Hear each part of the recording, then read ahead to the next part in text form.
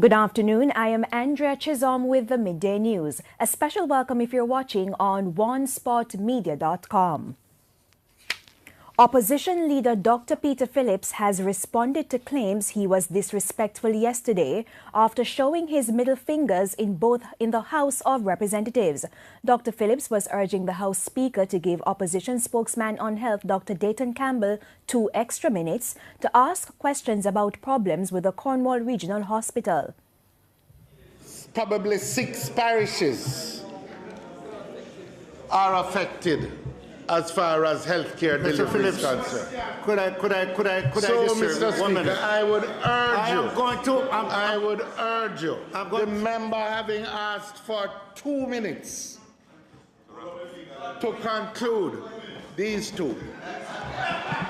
I'm going to ask you. Or this one and this one. Mr. Phillips. Mr. Phillips, I'm going to ask. Since then, Dr. Phillips has been receiving backlash, especially on social media. When contacted, he said it was in jest. We had a debate in the House, and I mentioned that there were the question, the numeral 2 came up. In jest, the Labour Party wanted me to make the V sign, and I said no, I would hold up 2 different digits rather than making the V sign, which is typical of the Labour Party. Purely, kind of political jousting. Nothing untoward at all.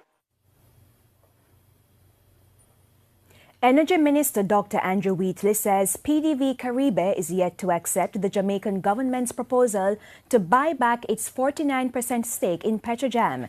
In March, the Venezuelans promised to send a technical team to Jamaica to continue discussions, but yet to arrive. Dr. Wheatley told the House of Representatives yesterday that the matter is of concern to the government. Our last communication was on April 6th.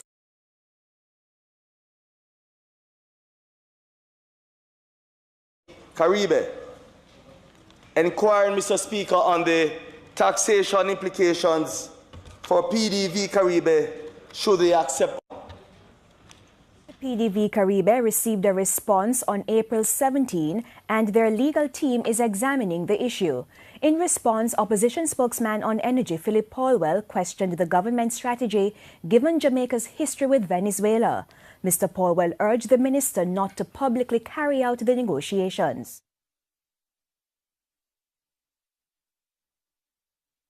I remember clearly that there was a time when the government of Jamaica was not in a position to carry out this expansion and upgrade. And the records will show that Venezuela was in a position to do so.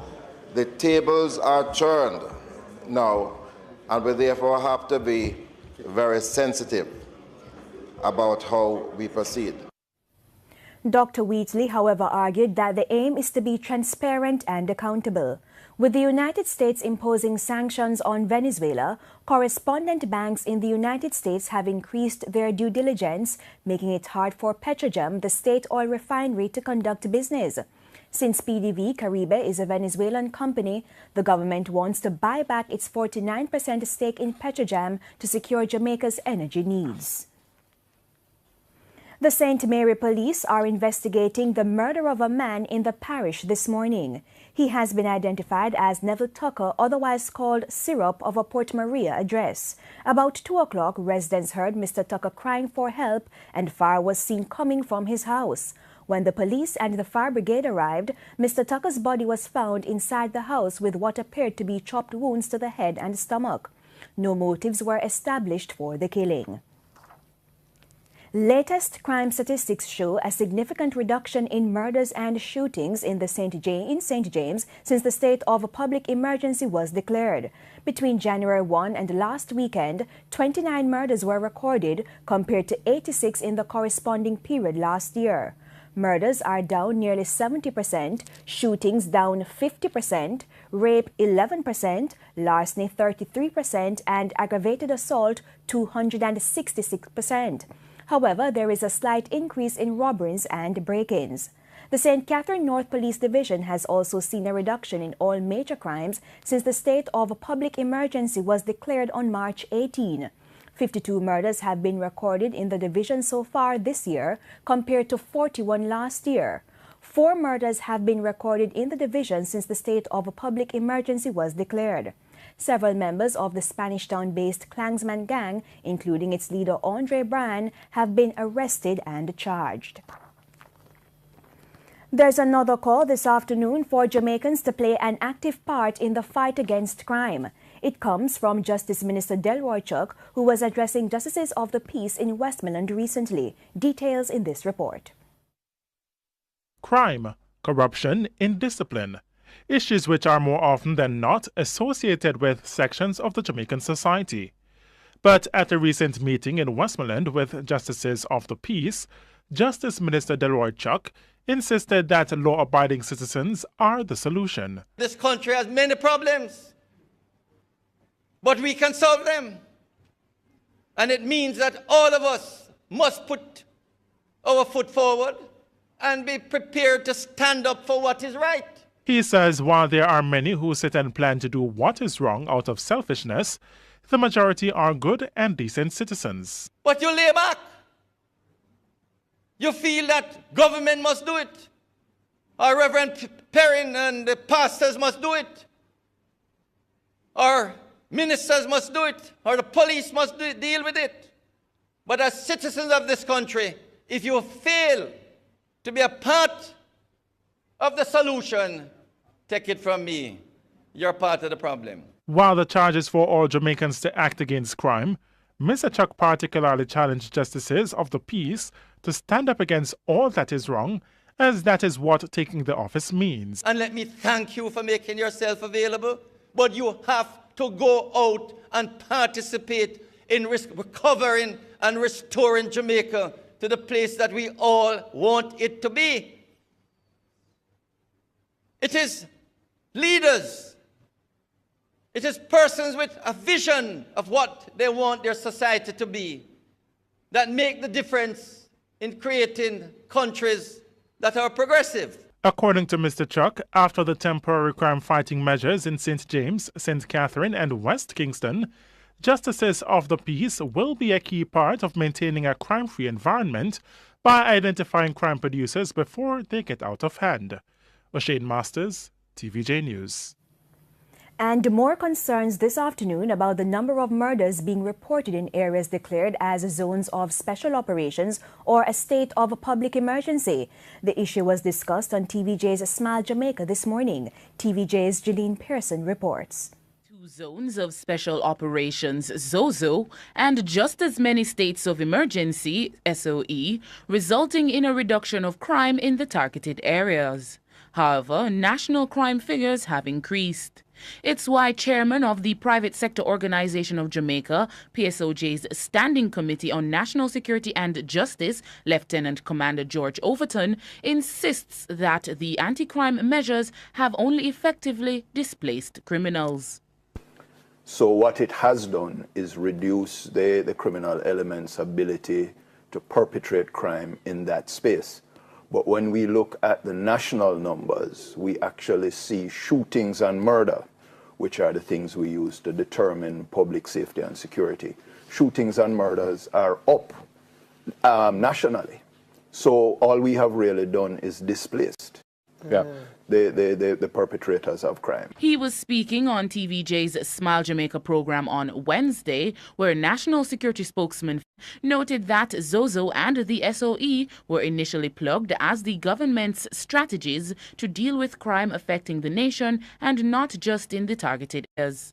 When you have no murders or very little murders in the ZOZO state of emergency areas, the numbers are increasing in other areas. Take, for example, South St. Andrew. It's a 44% increase over last year. You have those massive increases in Clarendon. You have those massive increases in Westmoreland. and other areas. So those are not dealing with the national problem. Mr. Jackson suggests that the government should boost its intelligence strategies as a more effective approach to finding criminals. We have said from last year, Prime Minister, target these areas. Look at these, the Montego Bay, all the areas with the high crime rate. Establish a task force and equip them with the requisite investigative tools so that they can seek to identify the perpetrators. Because the police already told you about the gangs that they have.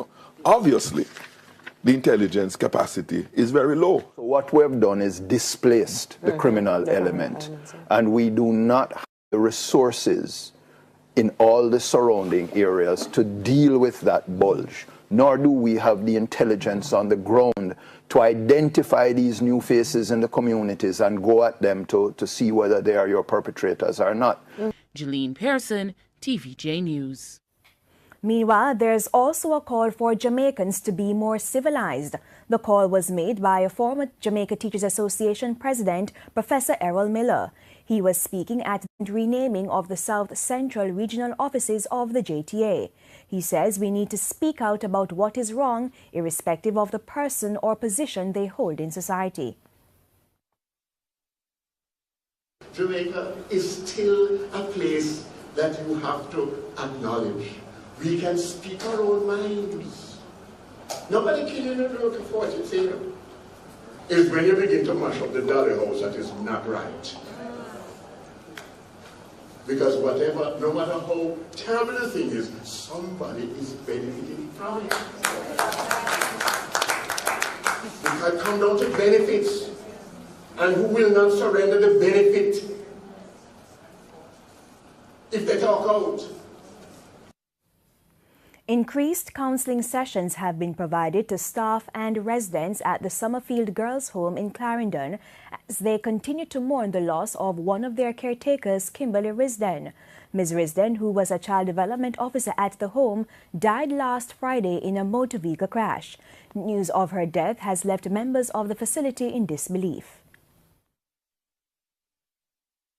It has had a tremendous impact on the staff and the girls here at Summerfield. She used to be basically a part of the setup. She has done tremendous work with the young ladies here and would have touched their lives indelibly, and also the staff. And as such, we recognize that, one, we had to send in from very early a team of counselors to work with the staff, work with the young ladies. We did that on Saturday, but I thought it important to follow up with a visit of my own, because you want to ensure that the girls and the staff know that at the highest level we are giving them the support that they need.